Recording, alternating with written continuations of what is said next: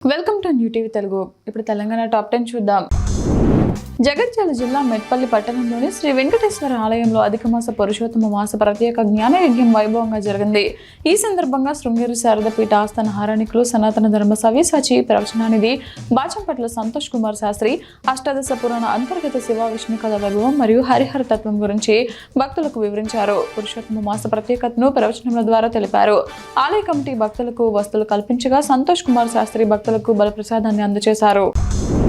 కోదాడ పెద్ద చెరువు మత్స్య సొసైటీ ఎన్నికల సందడి ప్రారంభమైంది.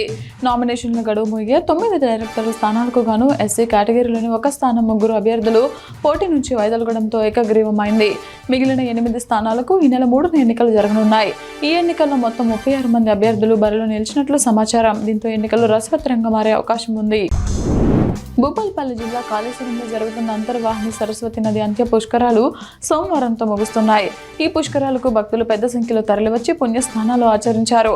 12 రోజులుగా ప్రపంచ శాంతి కోసం హోమాలు నిర్వహిస్తున్నారు. ఈ పుష్కరాల్లో 8 మంది పీఠాధిపతులు పూజలు నిర్వహించారు. సోమవారం జరిగే ముగింపు ఉత్సవాలకు మంత్రి దుద్దిల శ్రీధర్ బాబు హాజరు కానున్నారు.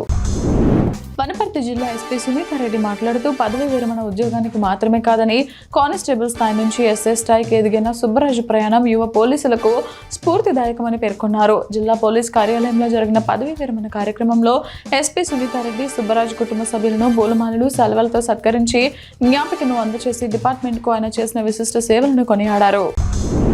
ఖమ్మం జిల్లాలో మొక్కజొన్న వరి కోతల తర్వాత పంట అవశేషాలను తగలబెట్టే ఘటనలు పెరుగుతున్నాయి. ఆ వ్యవసాయ ఖర్చులు, యంత్రాల కొరత, తదుపరి పంట ఒత్తిడి దీనికి కారణాలని తెలుస్తోంది. అయితే ఈ దహనం వల్ల భూసారం తగ్గి వానపాములు నశించి గాలి కాలుష్యం పెరిగి రోడ్లపై ప్రమాదాలు జరిగే అవకాశం ఉందని నిపుణులు హెచ్చరిస్తున్నారు. రైతులను నిందించడం కంటే రోటావేటర్, మల్చర్, బేలర్ వంటి యంత్రాల వాడకాన్ని ప్రోత్సహించాలని సూచిస్తున్నారు. నాగర్ కర్నూలు జిల్లా కలెక్టర్ హేమంత్ కేశవ్ పాటిల్ ప్రభుత్వ సంక్షేమ అభివృద్ధి కార్యక్రమాలు ప్రజలకు పూర్తి స్థాయిలో చేరేలా అధికారులు పనిచేయాలని సూచించారు.